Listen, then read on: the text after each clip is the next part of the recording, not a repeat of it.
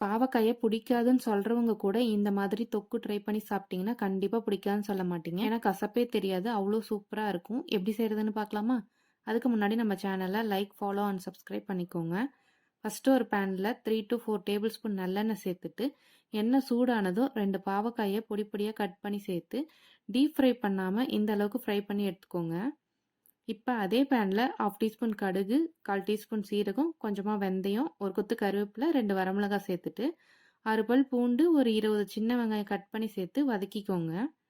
இப்போ ஒரு பெரிய தக்காளியை சேர்த்துட்டு உப்பு போட்டு வதக்கிக்கோங்க. கொஞ்சமாக மஞ்சத்தூள், 1/4 டீஸ்பூன் மல்லித்தூள், 1/2 teaspoon garam masala, 1 teaspoon Kashmiri red chilli சேர்த்து நல்லா வதக்கிட்டு நம்ம ஃப்ரை பண்ணி வச்சிருந்த பாவக்காயை சேர்த்து நல்லா மிக்ஸ் பண்ணிக்கோங்க. இப்போ பெரிய நெல்லிக்காய் சைஸ் புளியை கரைச்சி ஃபில்டர் பண்ணி சேர்த்துட்டு கொஞ்சமாக தண்ணி ஊற்றி கொதிக்க விடுங்க.